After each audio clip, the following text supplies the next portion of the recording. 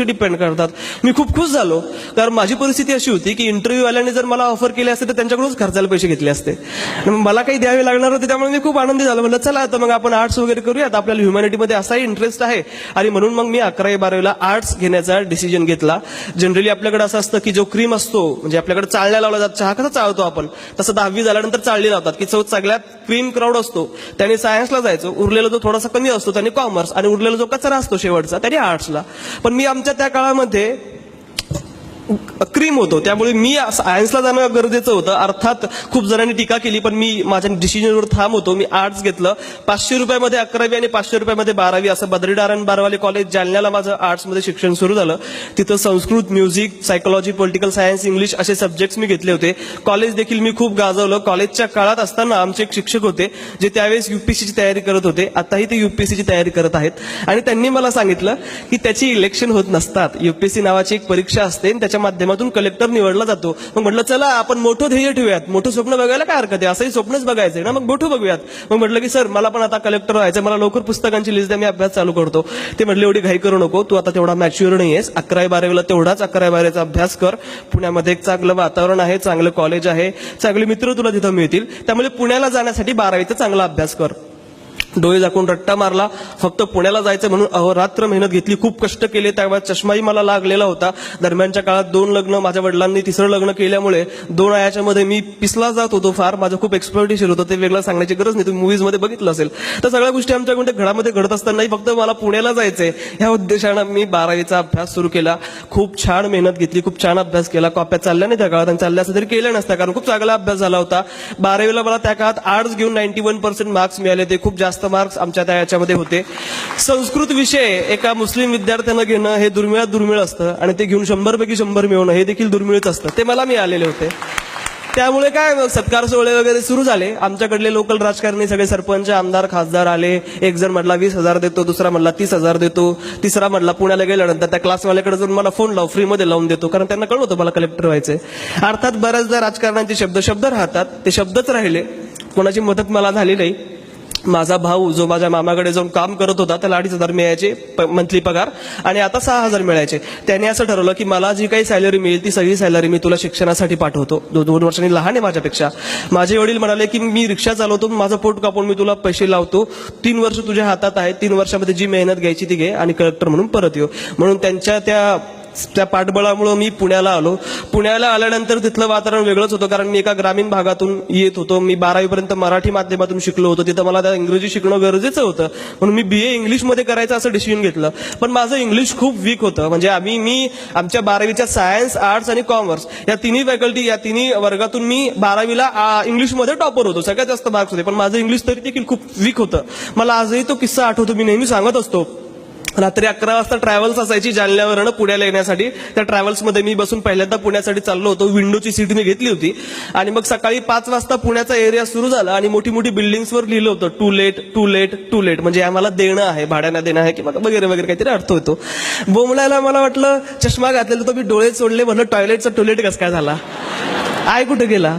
म्हटलं चला आपण चष्मा घालून बघूयात, मे बी चष्म्यामुळे होत असेल. चष्मा घातला तरी टुलेटच दिसते. म्हणलं जर असं असेल तर मे बी आपल्या डोळ्यातच काहीतरी फॉल्ट असेल, मे बी आपलं इंग्लिश खराब असेल. आणि अर्थात माझं इंग्लिश खराब होतं. मग तिथं मी फर्ग्युसन कॉलेजला गेलो होतो. फर्ग्युसन कॉलेज देशातलं एक नामांकित कॉलेज आहे, खूप मोठं कॉलेज आहे. त्या कॉलेजमध्ये मी ऍडमिशन घेतलेली होती. मला मेरिटवरती ऍडमिशन मिळालेली होती. पहिला दिवस 20 जूनचा मला आठवतो, 2012चा. मी 2 टी-शर्ट घेऊन गेलो होतो आमच्या घरून, एक लाल रंगाचा, एक पर्पल रंगाचा, 2 साध्या जीन्सच्या पॅन्टी, एक स्लीपर आणि एक आपली कॉलेजची पिशवी. तेवढं घेऊन पुण्यात आलो होतो. डेक्कन जिमखानाला मी राहत होतो. तिथून आमच्या फर्ग्युसन कॉलेजला येताना त्या स्लीपरने मागून माझ्या पॅन्टीवर डिझाईन काढल्या होत्या, कारण पावसाळ्यात आपल्याकडे कॉलेज सुरू होतात. मग तिथे चिखलाच्या डिझाईन माझ्या पॅन्टीवर उडल्या होत्या. कसा बसा जाऊन वर्गात घाबरत तिकडे कोपऱ्यात बसलो, आणि मग सैराट बघितला असेल तर मग वर्गामध्ये सुरू होतं की तुम्हाला काय करायचंय, काय करायला आवडतं. मग बुलेट वगैरे ते आहे सगळं. आणि मग आमच्या वर्गातही तसा क्लास सुरू झाला. तिकडून सुरुवात झाली. खरं म्हणजे ती विद्यार्थी देशभरातून आलेले होते, परदेशातून आलेले होते. त्यांच्याकडे खूप चांगले चांगले आणि विचित्र पद्धतीचे त्यांनी कपडे घातलेले होते. त्यांच्याकडे खूप स्टँडर्ड पद्धतीचे मोबाईल असायचे. खाड इंग्लिश ते बोलत होते, आणि मी त्यात आपला एक गावंढळ मुलगा तिकडे कोपऱ्यात जाऊन लपत चपत बसलो होतो. आणि मग सुरू झाली की तुम्हाला काय व्हायचं ते सांगा.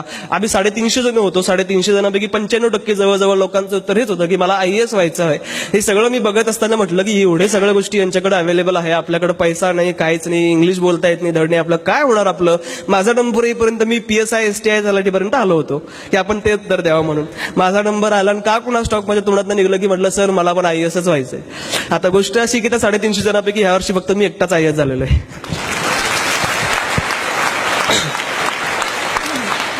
मग फर्स्ट इयरला मी आमचं कॉलेज गाजवलं. कॉलेजचा एक चांगला विद्यार्थी म्हणून मी नावारूपास येत होतो. माझ्या कॉलेजच्या मॅगझिनला कविता यायच्या. मी भरपूर वक्तृत्व स्पर्धा आयोजित केल्या होत्या. बक्षिसं शाळेला मिळवून देखील दिलेली होती, कॉलेजला मिळवून देखील दिलेली होती.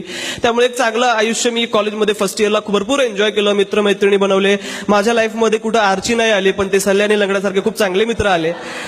त्यांनी खूप मदत केली मला. अशा प्रकारे एक वर्ष भरपूर एन्जॉय केलं आणि एन्जॉय करून झाल्यानंतर फर्स्ट इयरची एक्झाम झाली. जॉब सुरू असताना विचार सुरू केला की आपण एक वर्ष झालं पुण्यात आलो, ज्या ध्येयासाठी आपण पुण्यात आलो होतो ते आपण मिळवलं का, त्यासाठी ज्या गोष्टी गरजेच्या असतात त्या केल्या का. उत्तर मला 0 असं मिळालेलं होतं. म्हणून मग मी ठरवलं की आता मी माझे मित्र परिवार थोडंसं कॉलेज थोडंसं बाजूला ठेवून जास्तीत जास्त माझा जो फोकस आहे तो UPSC कडे करतो. मग मी जुलै 2013च्या तुकाराम जाधव सरांच्या बॅचला ऍडमिशन घेतली. माझ्याकडे फीस नव्हती भरण्यासाठी. त्यामध्ये त्यांनी मला कन्सेशन दिलं. माझ्यातला स्पार्क त्यांनी मे बी ओळखला असेल आणि त्यांना मला तेवढी मदत करून मी त्या क्लासला जॉईन झालो. क्लासमध्ये पण फारशा गमती जमती व्हायच्या. वयाच्या एकुणाच्या दिवशी मी क्लास जॉईन केला होता. त्या क्लासमध्ये 200-250 मुलं बसलेली असायची. त्यात मी खूप छोटा वाटायचो आणि 29, 30, 31, 32, 27, 28 अशी मोठी मोठी वयाची मुलं असायची. म्हणजे एकतर त्यांच्या डोक्यावर केस नसायची, नसली तरी पांढरी झालेली असायची.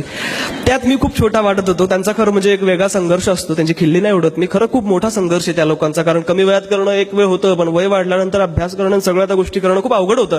त्यात ती लोक करत होती आणि त्यांच्यात मी ज्यावेळेस येऊन बसायचो त्यावेळेस सगळेजण माझ्याकडे असं कुतूहलानं बघायचे. काही जण मिश्किलपणे हसायचे, काही जण असे चिडवायचे लँग्वेजमध्ये माझ्याकडे असं डोळ्याने किंवा त्यांच्या चेहऱ्याचे एक्सप्रेशन देऊन बघायचे. म्हणजे तुम्ही जर जंगल बुक बघितला असेल तर त्यात तो मोगली हरवतो बघा हिंदी व्हर्जनमध्ये. आणि मोगली हरवल्यानंतर तो त्या प्रियंका चोप्रावाल्या नागाकडे जातो आणि प्रियंका चोप्रा त्या नागाच्या रूपाने त्याला म्हणते की ए नन्ही सी जान इस घने जंगल में तुम कैसे आए. तसंच त्यांचा ऍटिट्यूड हा कशाला आला असेल इकडं म्हणजे. पण तरी मी पॉझिटिव्ह होतो. मला माहित होतं की माझी स्पर्धा या लोकांशी नाहीये, माझी स्पर्धा स्वतःची आहे. माझ्यामध्ये काही ड्रॉबॅक्स आहे, काही माझ्या व्यक्तिमत्वामध्ये, माझ्या एकंदरीतच जडणघडणीमध्ये काहीतरी ड्रॉबॅक्स आहे, दुर्गुण आहेत. त्याच्यावर मला मात करायची, मला चांगला अभ्यास करायचा आहे. माझ्याशी कॉम्पिटिशन करत करत मला अभ्यास करायचा आहे. आज 9 तास केला असेल तर ते 10 तास करायचा. बाकीचे लोक काय करतात त्याच्याशी मला घेणं देणं नव्हतं. त्यामुळे कॉम्पिटिशनचा प्रेशर न घेता मी माझा अभ्यास सुरू केला. पहिले 6 महिने तर काय चाललंय वर्गामध्ये ते कळायलाच लागत नव्हते. म्हणजे काय चाललंय काहीच कळायचं नाही. म्हणजे सगळं डोक्यावर न जायचं. तरी देखील मी संयम ठेवून त्या वर्गामध्ये बसून होतो. 6 महिन्यानंतर मला कळायला सुरुवात झाली. मग ऑप्शनलचा अभ्यास केला. 6 महिन्यानंतर 1 वर्ष माझं क्लास कंप्लीट झालं. त्या 1 वर्षामध्ये मी फक्त ऑप्शनलचा अभ्यास आणि UPSC काय असतं ते समजून घेण्यामध्ये माझं गेलं. TY BA ला मी आलो त्यावेळेस माझ्याकडे सेल्फ स्टडी करण्यासाठी भरपूर वेळ होता. दरम्यानच्या काळात मी मुख्य परीक्षेचा अभ्यास त्या वर्षामध्ये करून टाकलेला होता. पहिले 3 महिने जे होते माझे 3rd इयर BA चे ते 3 महिने मी फक्त मेन्सचा अभ्यास केला, जे मला करणं गरजेचं होतं. आणि मग मी जे 2 वर्षात केलं त्याचं रिव्हिजन केलं. आणि ते झाल्यानंतर जे 9 महिने उरले शेवटचे माझे प्रिलिमच्या ऑगस्टमध्ये माझी एक्झाम होणार होती, जूनच्या ऑगस्टमध्ये. त्यावेळेस मी 9 महिने उरले होते नोव्हेंबरमध्ये. 1 नोव्हेंबर पासून मी पूर्व परीक्षेची तयारी सुरू केली होती. कारण पूर्व परीक्षेसाठी जनरली देशभरातून 4.5 लाख विद्यार्थी त्या परीक्षेला बसतात ऍव्हरेज. आणि त्या 4.5 लाख जणांमध्ये यावर्षी फक्त 15,000 जण पास होणार होते, मुख्य परीक्षेसाठी क्वालिफाय होणार होते. आणि त्या 15,000 जणांमध्ये यायचं असेल तर मला जास्त मेहनत घेणं गरजेचं होतं. कारण मी पहिल्यांदा त्या परीक्षेला बसत होतो. माझा फर्स्ट अटेम्प्ट होता. मी फ्रेश होतो. इतरांपेक्षा माझा अभ्यास कमी होता. कारण 4 मुख्य परीक्षा दिलेले, इंटरव्ह्यू दिलेले विद्यार्थी तिथे होते. त्यांच्याशी जर कम्पीट करायचं असेल तर आपल्याला जास्त अभ्यास करणं गरजेचं होतं. म्हणून जनरली मुलं म्हणतात की 6 महिने केला तरी चालतो पूर्व परीक्षेचा अभ्यास, पण मी 9 महिने केला. ग्रुप बनवला, ग्रुपमध्ये टेस्ट वगैरे घ्यायचो, डिस्कशन करायचो, सरांच्या कॉन्टॅक्टमध्ये होतो. भरपूर सराव केला लेखनाचा, खूप छान अभ्यास केला. एवढा अभ्यास की भरपूर रिव्हिजन माझ्या करून झाल्या होत्या. एक्झामच्या 1 दिवस आधी मी अजय कुमारचा दृश्यम आला होता मूवी, त्यावेळेस रिलीज झाला होता, तो बघायला गेलो होतो मित्रांसोबत. आणि एकदम चिल माइंडने मी ती एक्झाम दिली. ती एक्झाम चांगला रिझल्ट त्याचा आला. मी आमच्या पुण्यामधल्या एका हाऊसिंग सोसायटीमध्ये फिरत होतो मित्रांसोबत, कारण संध्याकाळी ती खूप सुंदर दिसायची. त्यामुळे मला एका मित्राचा, माझ्या उमेश नावाच्या मित्राचा फोन आला आणि अन्सार म्हटलं, अन्सार कॉंग्रॅच्युलेशन्स, तू पूर्व परीक्षा पास झालेला आहेस. ही खूप मोठी